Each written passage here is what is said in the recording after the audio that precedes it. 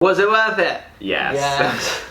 Right. Hi, my name's Joe Binder. How are you? Lovely to see you. Lovely to meet you. I'm 22. I graduated from Cambridge just over a year and a half ago, and I'm still making videos about Cambridge. Hi, my name's Manny. I'm a third year at the University of Oxford studying computer science and philosophy, and we are giving you the lowdown on everything Oxbridge related. I think one of the questions that I get asked the whole time, and I'm sure Manny does as well, is whether or not Cambridge was worth it, whether or not Oxford was worth it. And so we've got this video now, and we're going to be speaking about everything from investing in an Oxbridge degree, going through the stress, whether or not it prepares you for your career, whether that's corporate entrepreneurship or anything else. And I think on the whole, whether the cons of going to Oxford are sort of weighed out by the pros, because there are so many things that you give up by going to Oxford, whether that is the workload, the lack of diversity, giving up that ability to be able to work on your holidays, or lots of different aspects I think that you might not even considered when thinking about applying. We're going to be sort of breaking it down and talking about whether it's actually really been worth it. And you've been asking me questions on my Instagram and Manny questions on his Instagram, and those questions will be answered at the end of this video, and the questions you've asked Manny will be answered at the end of his video, which will be on his channel, and the link for that is in the description below. How exciting is this?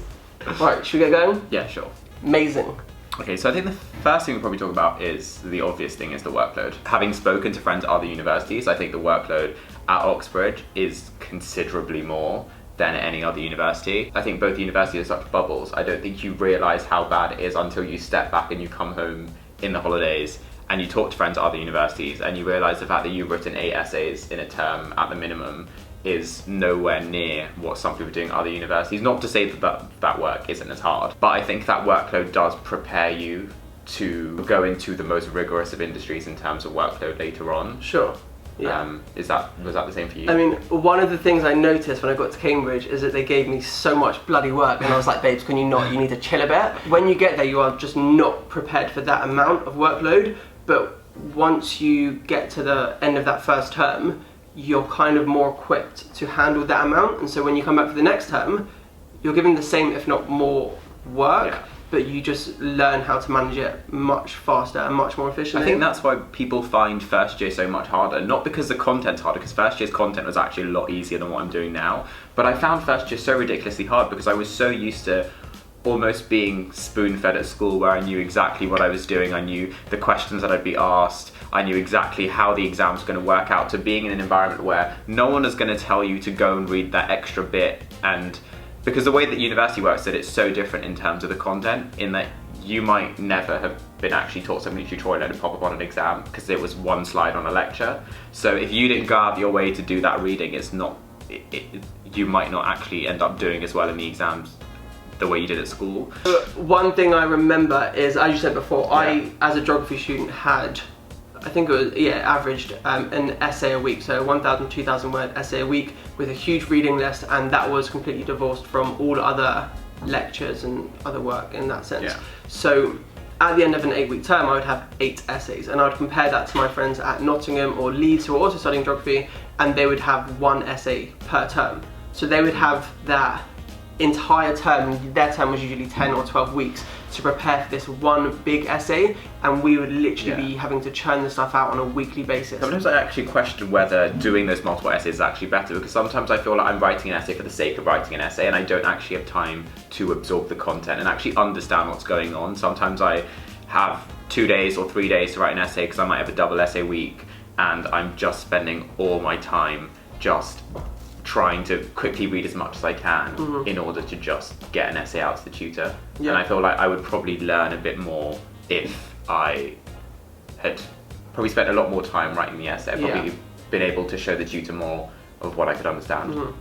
For me, it's the opposite. If I'm given more time, I'll leave it to the last minute. Having to churn this stuff out taught me that instead of spending 2 hours reading one paper that was one of 20 papers on a reading list, you know, look at the introduction, look at the conclusion, find the key argument, and then integrate that within an argument that I'm making in an essay. It was small things like that which took me a long time to learn, but really improved my efficiency in doing so. One thing I found really, really difficult when I got to Cambridge, and don't judge me for this, is I remember walking into a house party in the first week and being surrounded by people, and I was like, I know no one and nobody knows me. Where I was from, every single person knew every single person, whether it's 5 years above or 5 years below. And suddenly I'm in this huge university and I'm in a college within that university and nobody knows who I am. And I had like this mad identity crisis. I was like, what the hell is this? I hate life like this. Yeah. But I was like, okay, I'm gonna continue with no mates and I'm gonna see what it's like.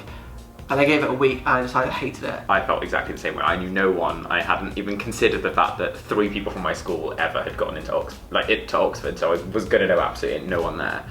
But the thing is that I sort of tried to turn it into a positive in that. For me, I just saw it as a networking opportunity. Like, I now know people from all over the country, all over the world, that I would never have known. And yeah, you'd have that at another university.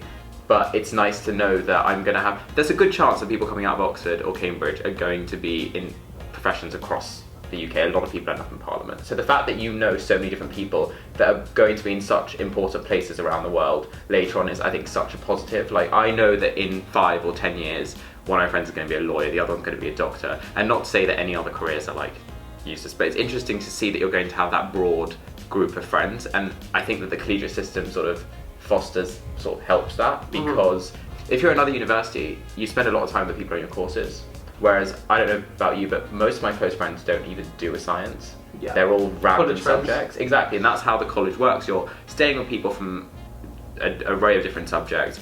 You socialise with so many different people because of societies and clubs that it kind of diminishes the barriers of any that your subjects might create. And I don't know how prominent that is at other universities, but the collegiate system definitely helps that. One really important consideration for looking at Oxford or Cambridge or any of them is the fact that it's not the best environment when it comes to your mental health. You are given a lot of work in a very short period of time, and there are lots of moments where you don't know how you're going to get it all done. You hopefully eventually do, but it's not the best for your mental health. But the thing is that the universities do a lot to try and help that. They understand that it's not the best environment to be in. There are so many support systems. I know not just university-wide, but each college tries to do their best. So the JCR, which is like the Student Council of College, we have welfare officers who have like welfare teas every week. They have like events all the time, like yoga, dance classes, like random stuff happening in college all the time, just to try and distract you from your work and give you something else to think about. And I think not just that, there are so many societies and things to get involved in that really do help sort of break away from the work. We had a bouncy castle in our exam week in one of the years. Pardon? We never had that. No, it was great. I'm not even gonna lie though. Everyone was in the library the whole day, and they would take like a little, like a 20-minute break for the bouncy castle, and I kind of did the opposite. Like take a 20-minute break for the library. That was a great time. Also, other colleges had like dogs in, like a stress-free dog puppy day, where you just be like inundated by dogs and cute little puppies and stuff to help reduce stress. But LMH had llamas. Who? LMH, the college, had llamas. Yeah, it's crazy. We want a llama. One thing I can say on stress, not necessarily mental health, but on stress, is that whilst it does, push you to your absolute limits, if you are somebody who works well under pressure, then you're likely to thrive in that environment. Also, in terms of your social, when you are constantly given too much to do and you don't have enough time to do it, you somehow manage your time much more effectively and end up, in my opinion, getting to see more people and getting to experience more with people.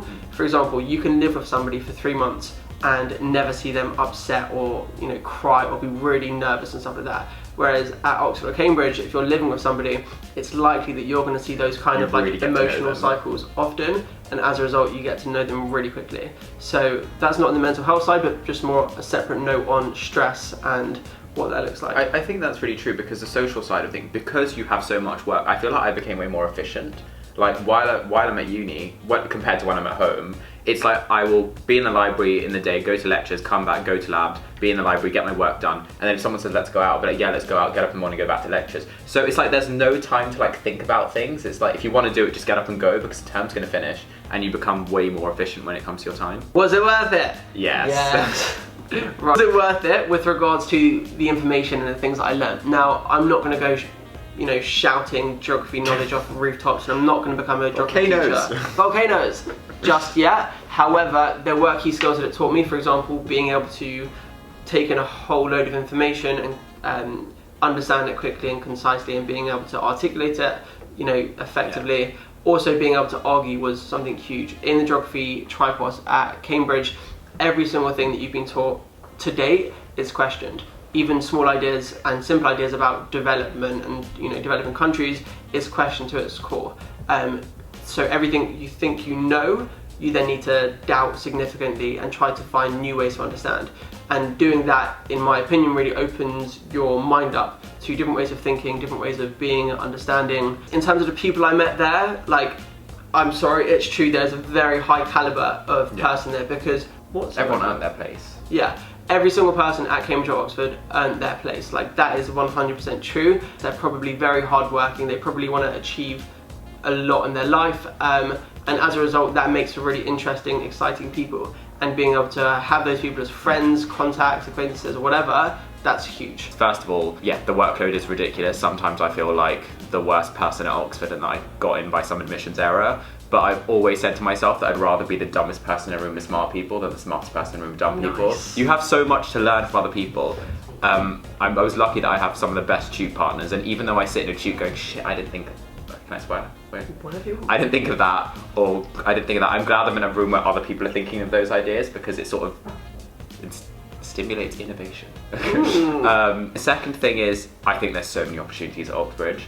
Not to say that other universities don't have them, but just the sheer number of opportunities just because of the brand value of being at Oxbridge. I think that you have a lot of opportunities in terms of internships, in terms of societies. A lot of companies will come to the university and sponsor the university societies that may not happen at other universities. So that's definitely a consideration. And then, yeah, I think the third would definitely be the people for me as well, because I think that everyone at Oxford or Cambridge has come in with their own experience, their own stories, and really make them the person that they are. And so every single person that you meet has a different story into their journey to Oxbridge. And it's really nice to sort of assimilate with a bunch of people from so many different places that sort of broadens your perspective a bit, if that makes sense. Yeah. But yeah, and I think the people that I've met at Oxford will definitely be friends for life. Nice. I can't get less cringier than my 3 points, but yeah. Guys, thank you so much for watching. Make sure to check out Manny's video on similar topics, and also make sure to check out his Instagram, because he's literally the king of LUTs and presets, and by that I mean that is his profile. Just look at it. Amazing compared to mine, like, I'm trying so hard. Anyway guys, thanks so much for watching. Stay tuned for another potential video soon, and let us know any questions you have that we can answer to help. Bye. Bye.